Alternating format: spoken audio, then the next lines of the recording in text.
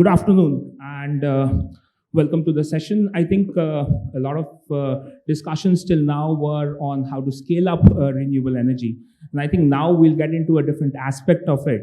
Something which has been associated with renewable energy for quite some time, looking at how we can give energy access. And I think that topic is still relevant today going forward. I mean, just quoting some figures which I saw just before the session. 260 million people in India as of 2020 did not have access to electricity. I don't know how much that has changed. And over 100 million did not have access to more than 4 hours of electricity. I think the case in point that we want to make here is that we might have actually achieved and delivered that, connected these people. How successful have we been in ensuring that they get a certain level of service? And what is the relevance of renewable energy technologies in providing that electricity service, especially to the last mile? And I think that will be the discussion on transition that will be happening. And without a further ado, I'll just dive into the questions. We prepared some questions, thought that those would be interesting. And in the middle, if anyone has questions from the audience, please feel free to ask, raise your hand, or wait for the end, whatever place. So we'll start with you, Rohit. First of all, OMC has been one of the early developers, and you guys have a very impressive and ambitious plan to scale that up in terms of mini grids and microgrids. My understanding is 268 microgrids functioning till now. 280, and another 1,000 in the pipeline. So first of all, if you could tell us, how do you see this sector evolving? Where do you think this will go, and what are the opportunities there? Okay, thank you so much, and it's a pleasure to be here today. I'm Rohit Chandra. I'm the CEO and co-founder for OMC Power. Like Ronnie said, we have about 280 power plants. We generate, we store, and we distribute electricity in rural India. Most of the plants are in Uttar Pradesh and Bihar. The first plant came live in 2012. In aggregate, we have something like 15 megawatt hour of generation and storage capacity and a grid of about 500 kilometers, serving about 25,000 customers, out of which about 7,500 are small and medium enterprises. We do something which we call the ABC business model, which basically means that you have an anchor at every plant, which is in our case a telecom tower, because they've been traditionally depending on fossil fuel, and we replace that by renewable energy. So you have an anchor which is kind of drawing 24/7 power from you. And in addition to that, you serve small and medium enterprises and households. So you have a combination of 3 segments on one platform. Now, like you said, Ronnie, the sector has been continuously evolving. We've seen our company grow from, starting in 2012 up until, I think, 2019, when we had about 100 plants. And between 2019 and now, we have 280 plants, and in the next 18 months, we'll get to 1,000. We recently announced, in 2017, we announced a partnership with Mitsui, one of the leading Japanese companies who's the largest shareholder in OMC. Just on 31st of May this year, we also announced a partnership with Chubu Electric, which is one of Japan's leading leading energy utilities of Japan. And we see that there is strong demand. There is strong demand for quality power and for power when people need it. Now, different segments in the market need it at different times. For instance, telecom needs electricity 24/7. They require a service level of 100% because our mobile phones can never be stopped, right? So they need 100% service levels. If they have the traditional Discom electricity, they have to put their own diesel sets to supplement that, to ensure that they get 100% uptime. Now, that is the job that OMC does, that OMC replaces their diesel sets with OMC electricity. Secondly, small and medium enterprises need electricity, reliable electricity of a certain quality, and especially when their businesses have to run. right? They invest in machines and equipment, and they expect electricity to run, and electricity of a certain quality, you know.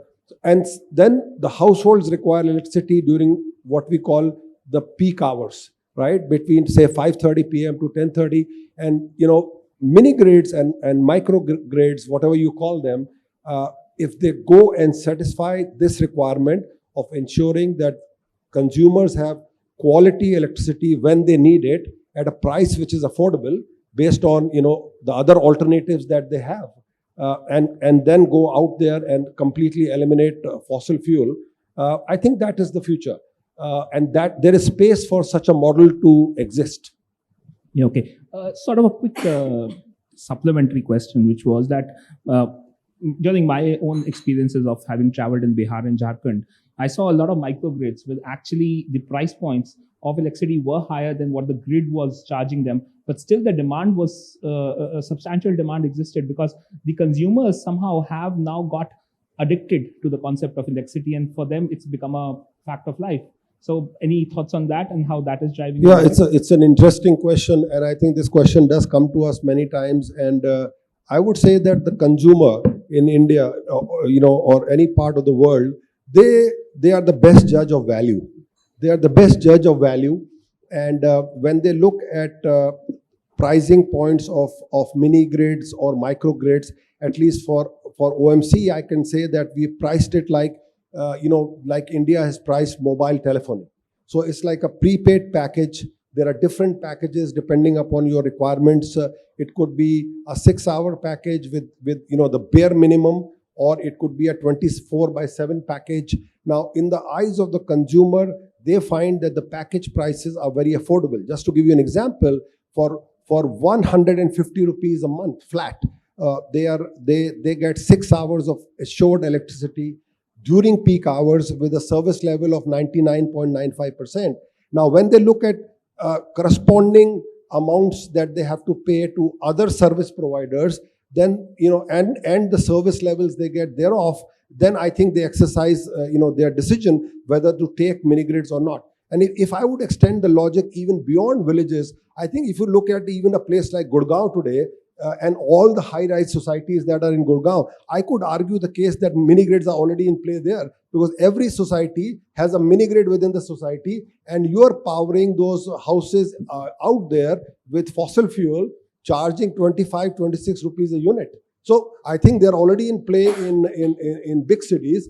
We are bringing them to villages, and we're bringing them to villages with green energy. Absolutely, and the Gurgaon example is a very good example, because I know there is a transition happening. It's not happening to renewables. What is happening is that they're setting up battery banks and using these battery banks to power initially, rather than depending on diesel. But then even if you look at the capex recovery through a battery bank, right? So the capex is ultimately going to be paid by the resident, right? So it'll be rolled into the energy tariff, and ultimately, if you look at the tariffs in Gurgaon, for instance, there would be upward of 22 rupees a unit. Agreed.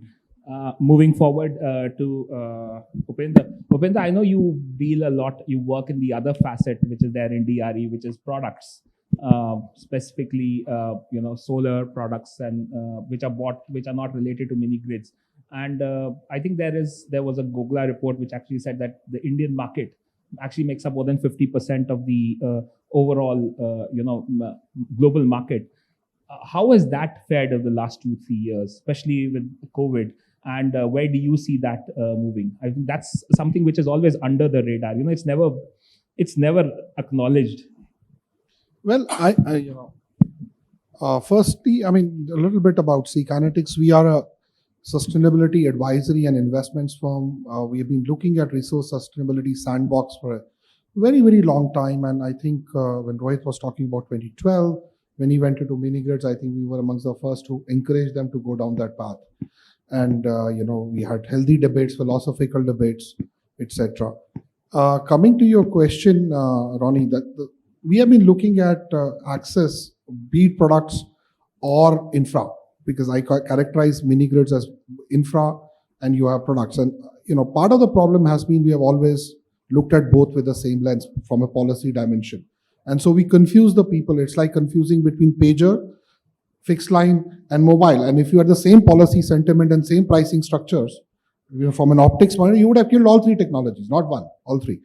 So if you look at it from the view of pure play standalone products, India has been a leader when it has come to looking at lighting products. You also have had pay-as-you-go systems, which are also called SHS. There has been some uptake, etc. A lot of government programs. In fact, contrary to the point, even the year when government announced that they have fully electrified all the households, the biggest buyer of SHS that year was the government. You can look at the MNRE annual report there. And so that tells you that these systems, in whatever form, have a significant role to play in that power for all vision for the country. So I think the government is not necessarily saying power for all means only the grid, right? Grid certainly can be used, should be used to the extent it is possible.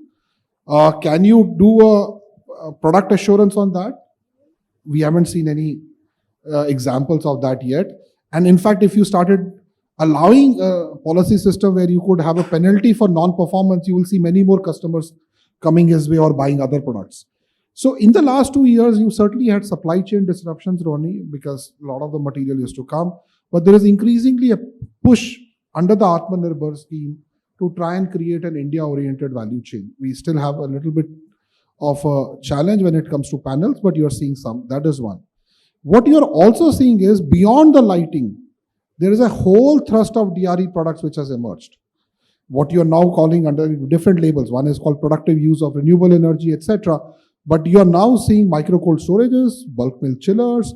You're seeing solar-powered oil expellers, flour mills, solar dryers. I have seen some aerators in the shrimp farming, etc. So it increasingly seeing different products emerge. So in my view, the market is ripe for growth. You will continue to see some challenges when it comes to basic products. So if you take the case of solar lighting, the volumes, since you referenced the Gogla report, we did that for them when they were looking for strategy for their own self. Do they survive or not survive? And what we pointed out to them is the basic products will go away over a period of time. Because it is natural. Aspirationally, how many of us had cycle ownerships 50 years back versus car ownership? And you see the ratios today. So you will see the volumes go down, but the value go up. And what you're increasingly seeing is financiers responding to that. You're also seeing government programs, going up. So you used to have a standard SHS government program used to be a 20 watt or a 30 watt system. Today you have a 100 watt and there are states which even consider a 200 watt package. So that is a recognition that what is the need on the ground. So as long as the service providers, solution providers, product guys respond to the needs on the ground, you will see increasing uptake. You have several companies now looking at the similar, knowledge to apply it. You talked of batteries. A lot of them are applying that in the batteries thing. And some of that knowledge is going into other sectors as well. So I feel DRE is a big, really, kind of extrapolate the label across several segments, is a very large, I would say, domain. But within the subdomains, several subdomains have figured out a way to grow. The challenge is many of these are younger, smaller companies. So we tend to confuse a ventures challenge with that of the sectoral challenges or the technology challenges. Rohit gave a great example of mini grids as an example, right? We talked about this as urban mini grids about 5 years back. There's a public report we wrote saying Gurgaon already has these urban mini grids. What can you do to green them, right? And you realize that the traditional form of mini grid approach technology will not work, right? And we worked with ABB to come up with something at that point. So that's just an illustration of the opportunity the space has. And, the infra side of it needs to be looked differently. The product side of it needs to be looked differently. And we should also not, in my view, confuse between technology and the business model. So they're all interlinked, but one needs to figure out where the problem is. So a lot of DRE momentum is stuck because of policy frameworks. It's not necessarily because the product is not good. I agree. I have a follow-up question later, but first let me move on to Ms. Chaudhary. Ma'am, can you first of all, you're the only CSO, as you said, on the panel. Could you please tell us about Power for All, and also tell us the work that you've been undertaking in India and in Africa, and specifically where do you stand with respect to energy access? Thank you so much, Ronnie. Thank you, Economic Times, for the opportunity. So, I am Debanchana Chaudhary. I'm the India Country Director for Power for All. Power for All is a global campaign, and we collaborate with 300 plus partners across Asia and Africa. And what do we do? So, basically, our motto is to end energy poverty faster, and we do it through accelerators like solutions, evidence based advocacy, research. And we definitely feel that DRE is one of those elements that will be able to catalyze this change, that will be able to make the change happen faster. I'll share a bit of an example, like our work that we do in India. So before Power for All launched in India around 7 years ago, so we just celebrated our 7th birthday, and our team went around in India, especially Jharkhand, to find out where is the gap. And we found that the gap is there in every rural household in Jharkhand, be it health, be it education, be it your agriculture. That is where the gap lies, and that is where the entire, the idea came that Power for All, it actually has to live up to the name that there should be power for everybody. So we built a lot of evidence, Ronnie. What we do is we are a technical partner for Jareda in Jharkhand. In India, Jharkhand is our focus state, and we work at the intersections of health, intersections of agriculture and employment. We also feel that DRE plays a great role in creating a lot of employment. There's a lot of employment generation by the sector, which is not often talked about. And that is where Power for All comes in, the research comes in. And we are a campaigning and advocacy organization working in collaboration.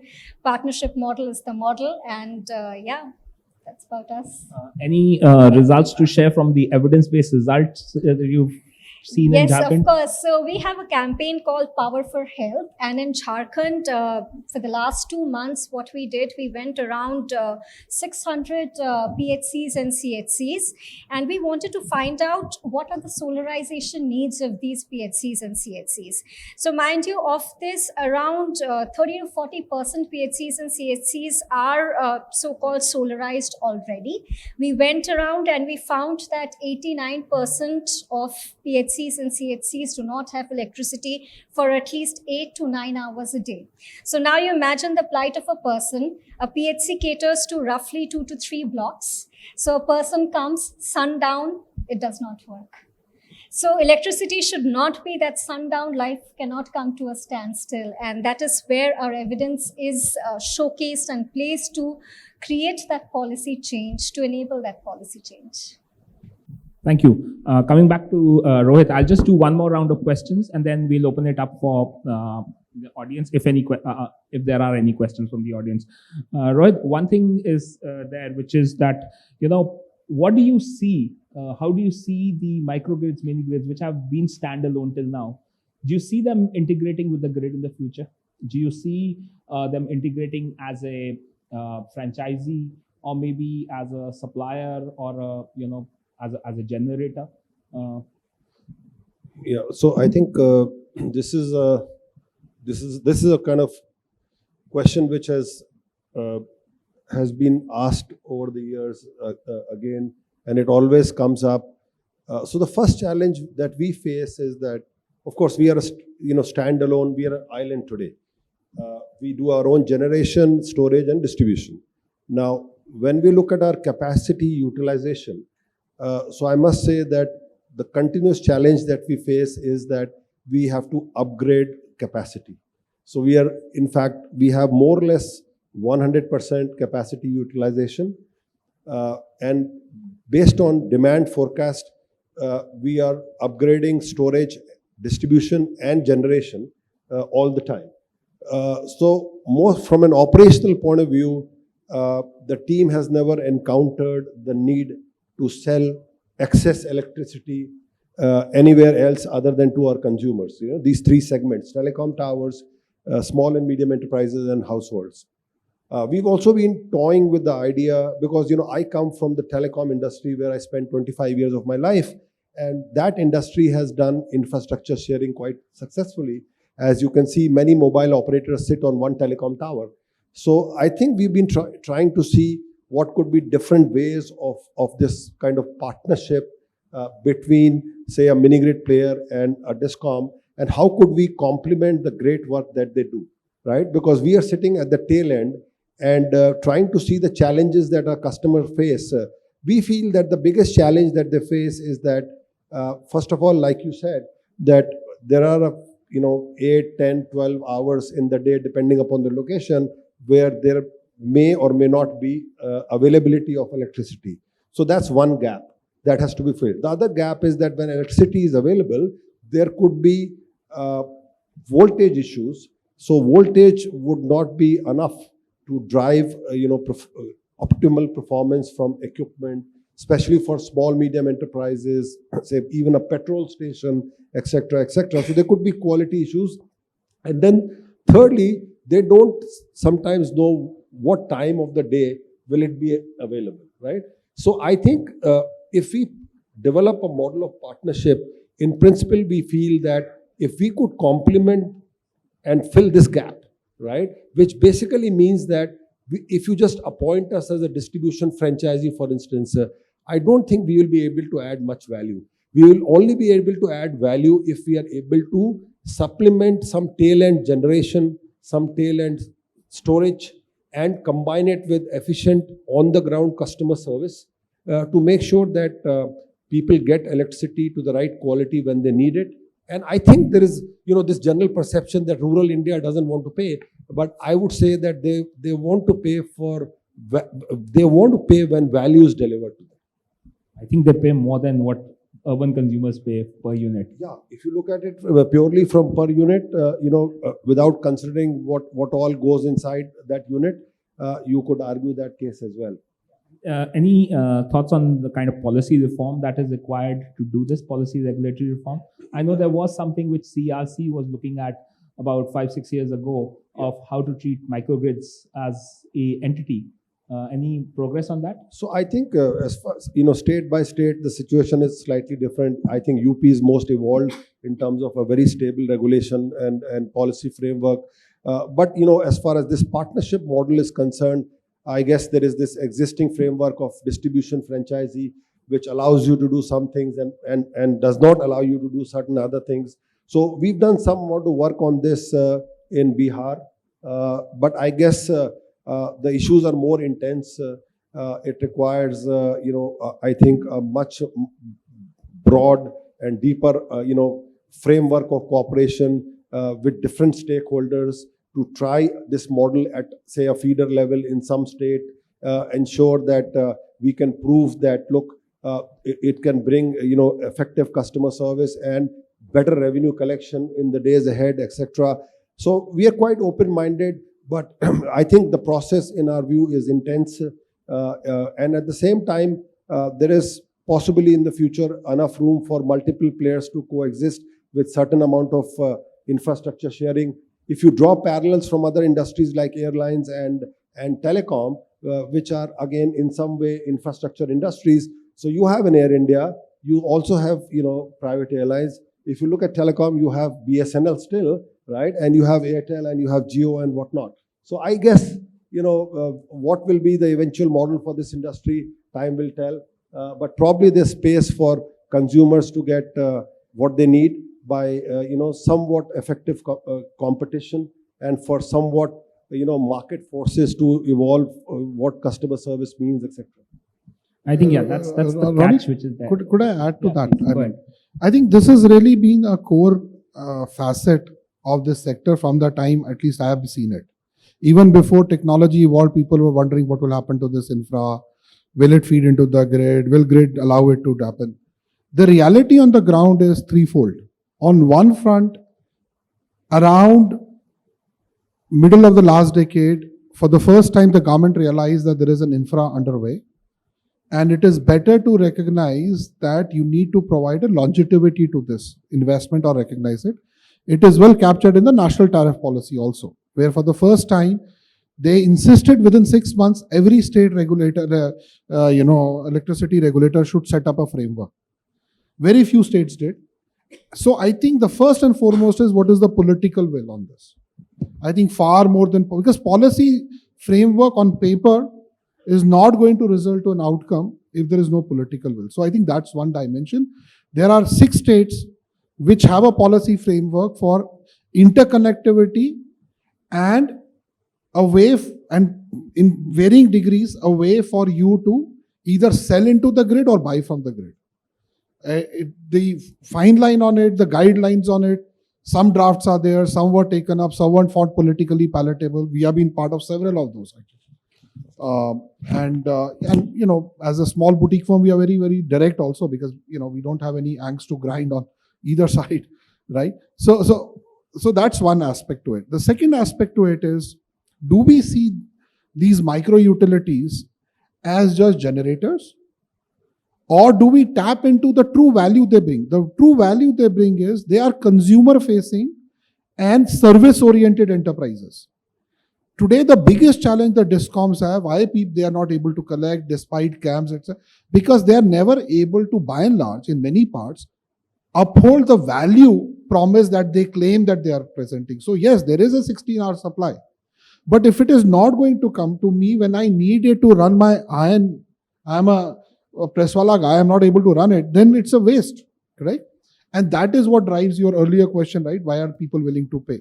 So the aspect around this interconnectivity will become real is, what is the true cost of assured power, that baselining, and what is the ongoing operating spend you have at a feeder, sub-feeder, transformer level, you know, substation to transformer. That decoupling and public recognition as a baseline is almost the only way to do a price discovery on this. So if that is done, you will see the model seeing some value, right? The last bit on this is, let's say nothing is to be done, but you are now going to a future where you want to green your grids.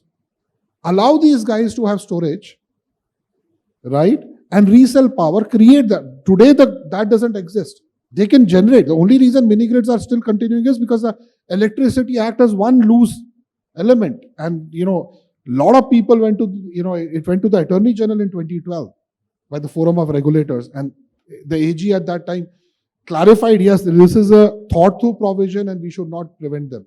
So I think the answer lies not in a framework being developed, but in a framework being implemented. So I think these are the 3. So political will, number 1. Number 2, baselining of costs. Number 3, flexibility to run a service enterprise with whatever components are needed to deliver that promise. I think these are the 3 things. If you allow that, you will see many more enterprises becoming viable. I agree. Thanks.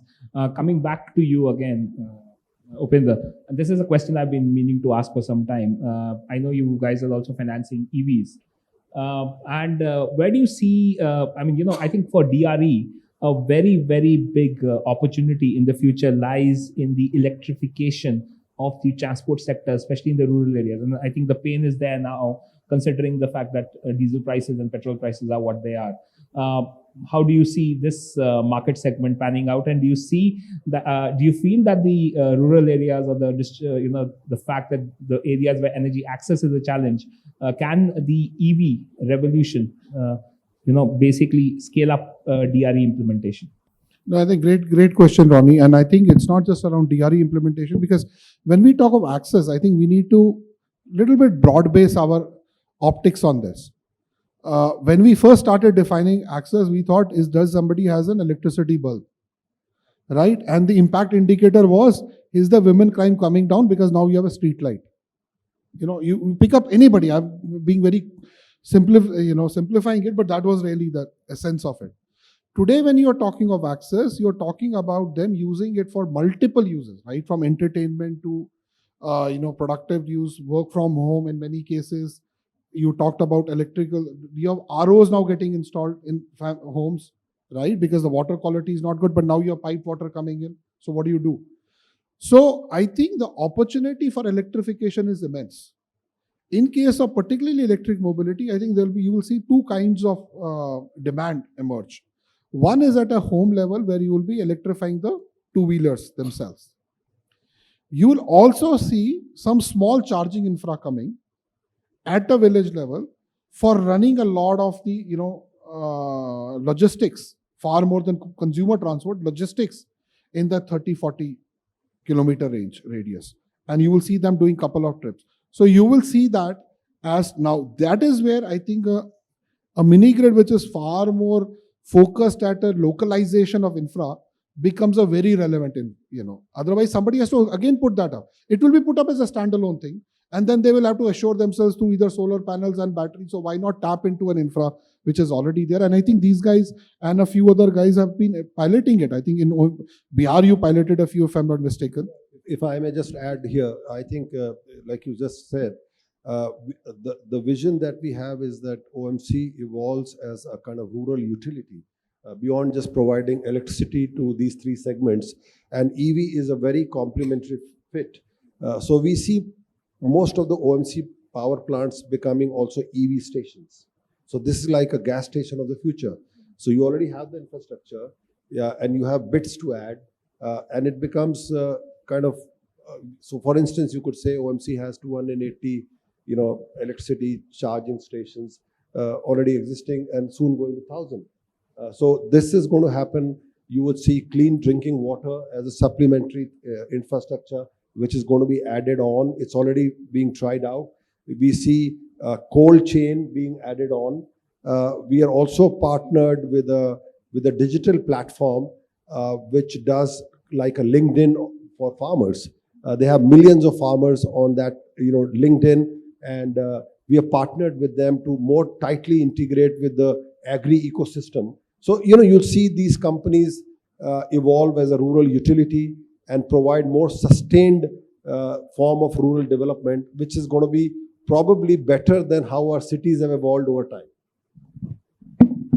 I think you're bang on, and I think the breadth of the opportunity that is there, and why we usually as an industry not look at it, because the demand is actually quite large, but it's distributed, and that's where the transaction cost of getting and servicing that demand is one of the biggest challenges. Now moving on to one of the other areas which is there, and I think Upendra brought out that word which caught me, was political will. And I think one of the things that we must be aware of is the fact that to drive anything, if there is some political will behind it, it gets implemented faster. And I think one of the drivers of political will can obviously be livelihoods and jobs creation, and that's where I'd like to come to Ms. Chaudhary. Ma'am, what have you've done some studies around livelihood creation, especially for DRE sector. Please, what has been the results? I mean, is it a employment positive sector? What are the impacts, etc.? Absolutely. Thank you so much, Ronnie. But before that, I will also, talk a little bit about EVs and the baseline that we had done in Jharkhand. And we found out that, EVs as a last mile solution has a huge potential. Completely agreed on the challenges that Rohit and Mr. Upendra has already shared. But EVs per se can improve the lives not only of businesses, but also individuals. There are a lot of women who are depending only on the spouses in order to go and run, even for a vaccination. So an EV solution at the last mile can really solve a lot of problems. Coming to the DRE and the employment sector. So we have launched a research called Powering Jobs, and we just concluded the second phase of the research, in fact. And in India, we targeted like 50 such companies where we wanted to find out what is the gender parity in the sector, how the sector is evolving after the pandemic, how the sector is growing post-pandemic, what are the effects in the sector. So there's a bit of a caveat. Since it was an online survey, it did not really reach out to the rural mass. We were not able to capture the clean cooking segments and so on and so forth. But what we saw since 2019, which was the last research, DRE sector jobs have actually declined. In 2019, we reported around 90,000 odd DRE sector jobs. This time, we are reporting around 70,000 odd such jobs.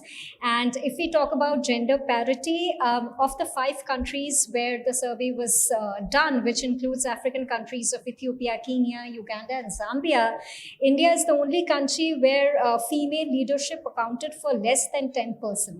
So while we talk about transition, while we talk about just transition and leadership, employment in DRE is not doing as well or isn't as equitable as we would have wanted it to be. As you know, as fast the sector is growing, it has a lot of potential for green jobs, and we know that once the transition actually kicks in, and there are pockets of Jharkhand, pockets of Chhattisgarh where people will be moving from an entire livelihood of fossil fuel to green jobs, and there'd be a lot of unskilled persons also over there. So how do we actually bridge that gap, and also take a moment to understand why women are not well represented, and where are the job losses that are happening in DRE sector? I think that's a very relevant point, because diversity, especially in any sector, is only going to add to the growth of the sector. We have about 7 minutes left before the session comes to an end. Are there any questions from the audience, or we can go for another round? Anyone? Well, I think everyone's quiet. Okay. Then I will use the 7 minutes. Rohit, the micro utilities part was very, very interesting. Do you see the micro utility concept branching out and coming out as something called a RESCO as well?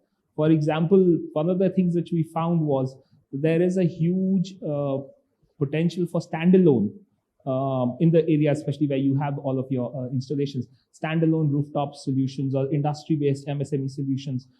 Any thoughts on that, or any models that you've seen come up, which are basically servicing let's say MSMEs, especially when the power is not available from the grid, and they are actually taking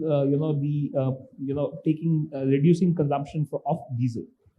Yeah, there's so many of these, and of course they can broadly be characterized into two parts. One which come, say, within the service area of the grid, right? Even if it's a mini grid, they are running for 5 to 7 kilometers at every location.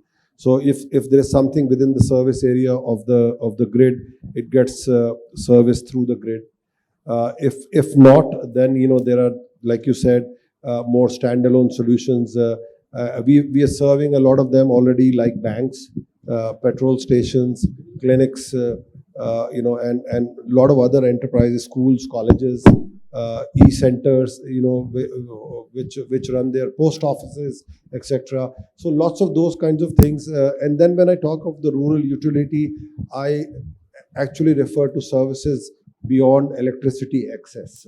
So these are services which are enabled with reliable electricity access. In the healthcare domain, we've tried telemedicine, remote diagnostics. So you could have a doctor sitting in, say, Gurgaon, looking at blood samples which are taken locally. You could have, like I said, clean drinking water solutions. We are sure that the next evolution for us is EV. We are talking to a few partners and trying to see that how could every OMC plant be converted to EV charging station, and also how could we facilitate the EV ecosystem in rural, say, Uttar Pradesh, and other things like, which are more closely integrated with the agri ecosystem, like cold storages. So we have designed and partnered with some companies who have mini cold storages which can be erected in 1 week. They could be put either at the point of sale near the mandi, or they could be put closer to the point of production, and especially high yield crop being stored so that farmers don't have to sell their crop in distress. And then, like I said, a general digital e-commerce platform where farmers are interacting, kind of a LinkedIn for farmers, where OMC also integrates, because we are the face, we are locally present. We are not a digital platform, we are on the ground. So if our strength and the strength of the digital platform get combined, there's a lot that can be done in the agri ecosystem. And then I think ultimately, we talk of, say, COP26, we talk of, being carbon neutral in so many years, etc. I think our villages have a unique opportunity of developing in a sustained manner and being actually positive from day one, right? So that's something that we aspire to contribute to. Perfect. I just want to back up with a couple of things. I think there's a some studies which are already going on how to, basically, I would say reduce fossil fuel consumption in the aquaculture and the fisheries sector in Goa and Bengal. There's a lot of discussions going on, especially in Bengal. I know there was an example of healthcare. And Punjab also, there were some discussions that went on how to basically ensure that whatever healthcare facilities are developed are done using clean energy. Upendra, last question for you before that to Ms. Chaudhary. This is that financing. You mentioned somewhere in your answers that finances earlier. The assumption was that DRE is something where your regular standard financing agencies stay away from. But you said that is changing, right? So how do you see that change happening? Is it like the banks which are coming in and providing more financing, or are there NBFCs which specialize in this, which are coming in? Are there new products coming in? What is happening in this sector that we can actually see the scale going up?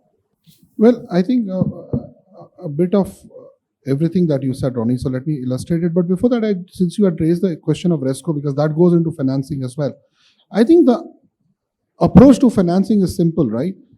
If the transaction cost can be enabled and the visible market is quite well structured, you will see a financing product emerge, right? So when you are talking of these standalone systems, so if you have, multi-kilowatt systems, you will, or maybe about 10, 15 kilowatts, you will 20 kilowatts and above, you will see some sort of quasi-RESCO models emerge. Anything below that, people would prefer either a service enabled through a mini grid, or wherever if there is a government scheme, etc., and it is affordable through a microfinancing thing, it can go through, or a livelihood financing if it is up to 7-8 lakhs through the local banks. But on the larger extent of how you are seeing the changes, I think 3-4 things have happened. One, the fact that technology can perform and support different kinds of functions is now well established. About 6 years back, people would wonder what happens if I have an inductive load running on this. Will this shut down? What will happen this way? So a lot of that has kind of gone away. So that has given some comfort. Secondly, any financer needs some benchmarks. What is the performance? What is the utility? How much people are buying? When they are buying? What is the predictability of the cash flows? I think with different models, some of that is becoming clearer. It is still very, very, I would say, challenging, because in several models you see significant seasonality around it. So the liquid backstopping, etc., the liquidity backstopping that you need is required. But what we are seeing is 3 things. One, you are seeing small, service area banks and small finance banks building products for several of them, going beyond the regular ticket size of 30-40K. Second thing you are seeing is project-oriented finance emerge. Let's say take the case of micro cold storages. You are kind of seeing 3 kinds of financing models emerge. You are seeing the companies themselves getting enterprise level financing for RESCO like cooling as a service model, because now there is a better understanding of what the contract is, who's the off-taker, what is the payback, how does it perform, if you're doing pre-cooling, how does that work? So you've started seeing that. Not everybody has been able to scale, but that's a venture level issue. You know the difference between the two, right? So the second aspect on this is you're seeing several of the conventional financiers, partly driven by government's mandates and partly the push under PSL and others, now going up. IREDA actually took a long time, but I think now they're looking at you guys, right? Whereas in 2016 is when we did a initial due diligence and proposed an OMC, right? Nothing has changed. It's the same company. It just come a little bit further along. It was maybe around 100 mini grids at that time. Now it is 280, right? So I think it's a comfort with that. And the fact that now you are somehow seeing a balance sheet emerge in these companies. So I think it is the conventional mindset, but you also have a set of maybe 6 to 8 specialist financiers. Seekers Finance, which is our own arm, Caspian doing some work in this, Northern are doing some work, Samruti when it comes to doing at a retail level. So you are seeing that some of it requires credit enhancement or risk guarantee support. Some of it requires some other mechanism to enable that, but you are slowly seeing that pick up now. Is data, especially data around performance, going to be something that you think needs to be improved? Data access and data availability. Yeah, I think that will always be the case. The question is, the technology is distributed, the companies are distributed, the off-takers are distributed. It's a humongous task to aggregate all of that data. I think Clean has been trying this for 4 or 5 years. They haven't we have actually built our own proprietary database for about 150 companies that we keep on tracking, how they have been doing, where the projects are coming, are the projects sustainable, not sustainable, etc. And that's what has allowed us to take this leap of faith and say, okay, now we can go and invest in these companies. Right, so I think that is the only way. You'll have to go back. It's the same thing happened with rooftop.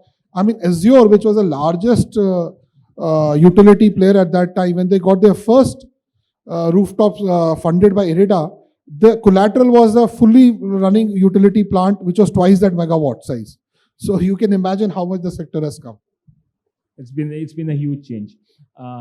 Mr. Chaudhary, last question to you. One of the things that we talk about, and at the end of the day, especially in the DRE sector, we're talking about talking to human beings, and most of those human beings are not very conversant with the technology, the business models, or the language that is used by the sector. So where do you think we lie in communicating, especially the value proposition that DRE technologies like solar, or for example, small hydro or biogas bring? What are the areas you feel we need to focus on from a policy perspective?